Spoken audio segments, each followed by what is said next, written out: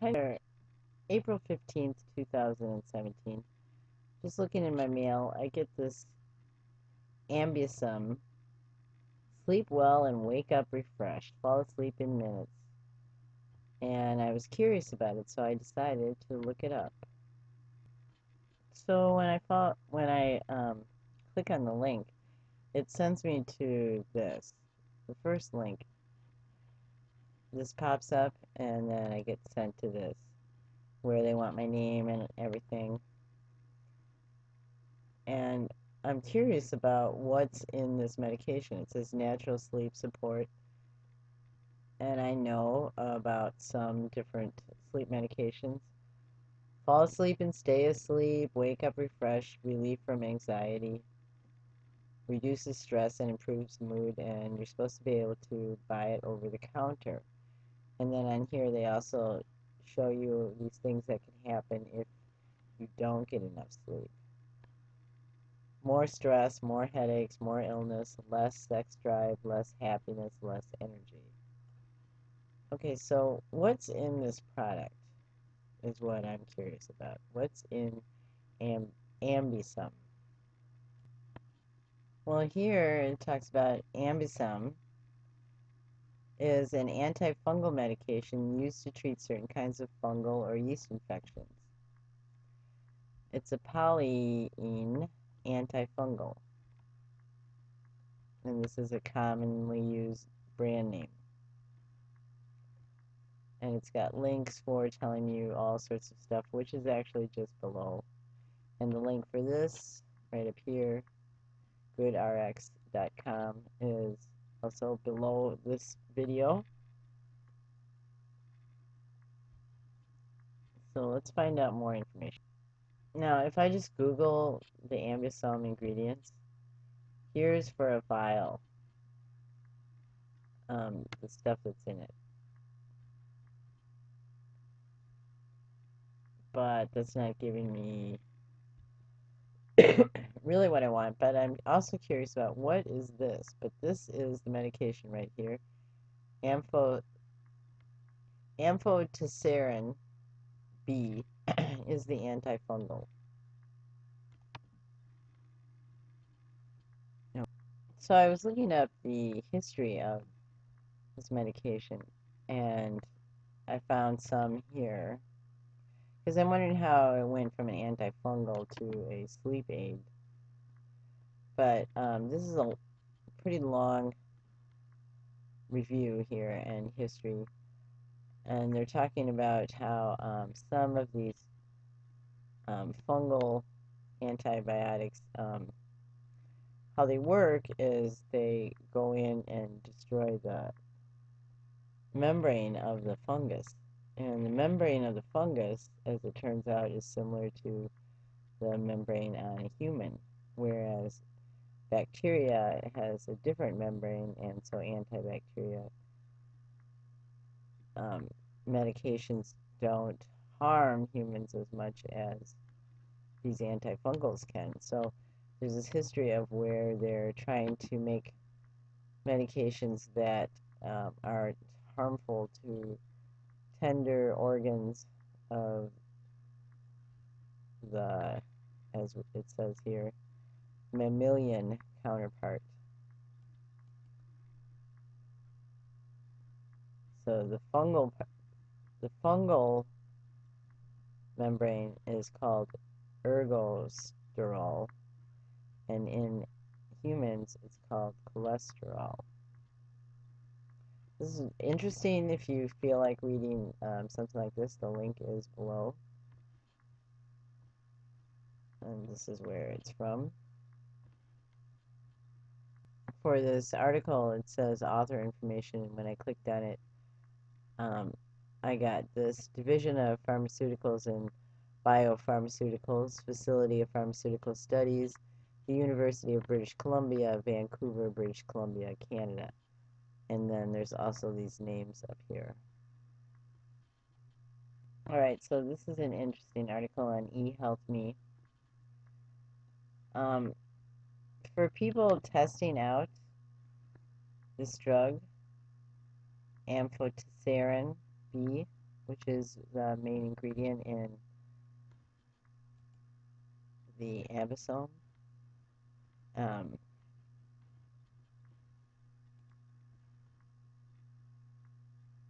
this review analyzes which people have sleep aid with amphotericin B. It is created by eHealthMe based on reports of 6,286 people who have side effects when taking amphotericin from the FDA, and is updated regularly. This is a commercial that has nothing to do with this article. What to expect if you take amphotericin B and have sleep aid. Find out what symptoms you could have in 1 year or longer. And here's a support group. So side effects. Among them, 25 people have sleep aid, 0.4%. That's not many out of 6,286 to be considered as a sleep aid. And then this makes it look different.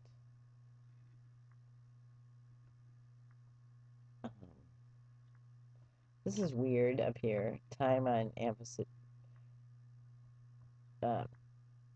I'm blocked here. Less than 1 month, 100%. They tested it out on babies less than 1 month old. Now it seems like that would be difficult because babies sleep a lot anyway. Okay, so gender of people, it affects women more than men. Age of people, there's certain ages that it affects more. 2 through 9. Top conditions, top co-use drug for these people. Other side effects for these people: fatigue, rashes, nausea, depression, breathing difficulty. And this is another commercial here. It's often used in thrush, this medication. Sleep aid has been reported by people with depression, multiple sclerosis, insomnia, and pain. And it's got other links here. Drugs that are associated with sleep aid. Could your condition cause sleep aid? And studies of that with all these other things.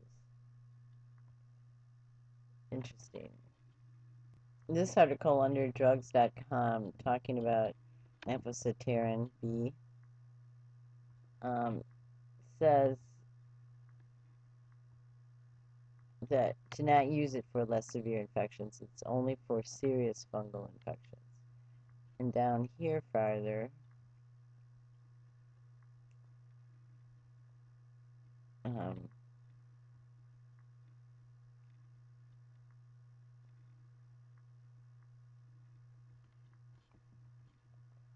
they talk about ask your health provider because it can interact with other medications.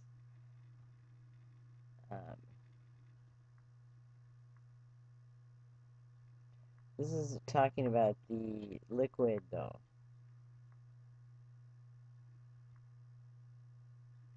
It says it may cause dizziness. Do not drive, operate machinery.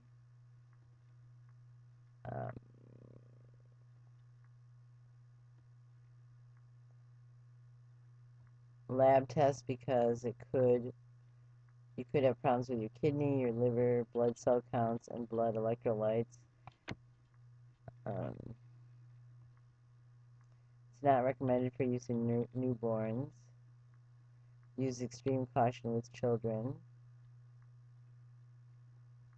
And then the side effects of this are chills, fever, headache, loss of appetite, muscle or joint pain, nausea, stomach pain, weight loss. Severe side effects are rash, hives, itching, difficulty breathing. Yeah, that's a severe side effect. Tightness in the chest, swelling of the mouth, face, lips, or tongue, chest pain, convulsions, dark bloody stools, decreased urination, diarrhea, dizziness, fast breathing, hearing loss, irregular heartbeat, pain, redness at the injection site, unusual tiredness or weakness, vomiting, yellowing of the skin and eyes.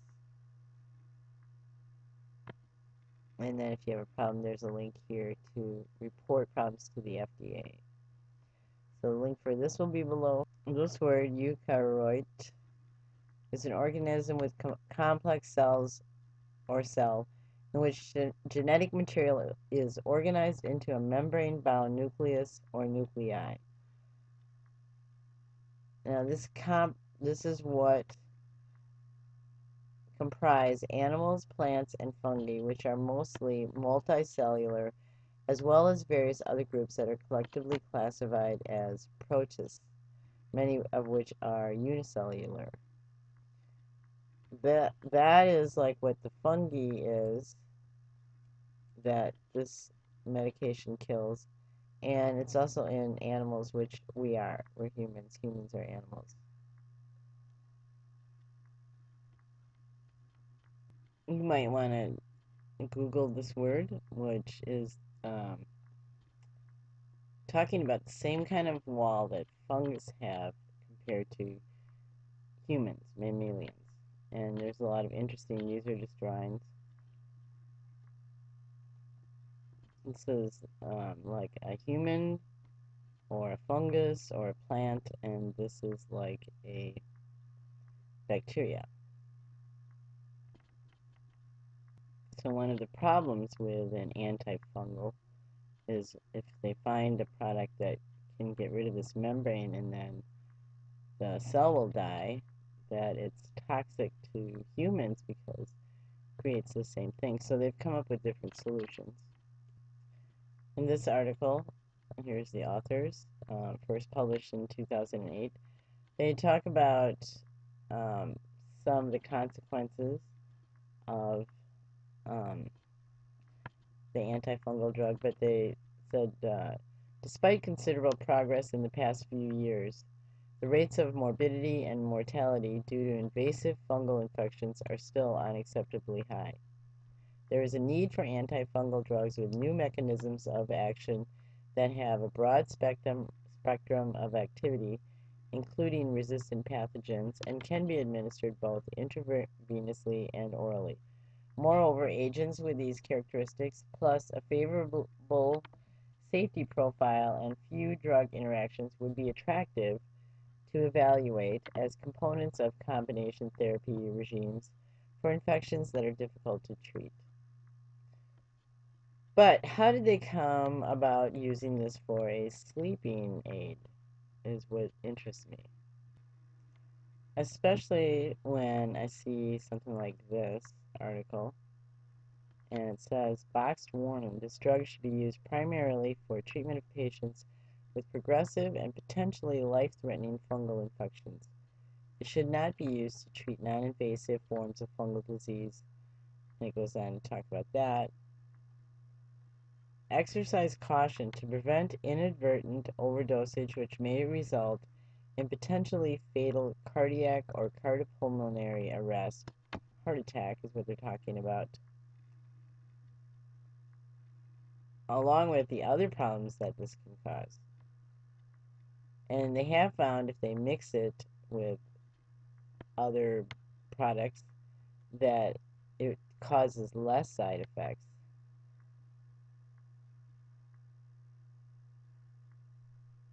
Such as this lyophilized cake, which may partially reduce to powder.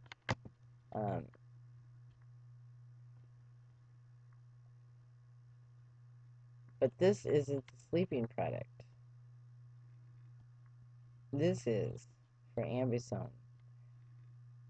And these other ingredients in it are to help so it doesn't destroy a human's membranes, cell membranes. But this ambisome is not the same as the ad that I got in my email. I'm almost out of time, but on this article here, you can pause and read this. And this is a government document talking about 167 new drug applications. Please read this. Okay, this video will have to be part one because there's so much to go on. And here's an article at the end of this that has other sleep aids that are natural.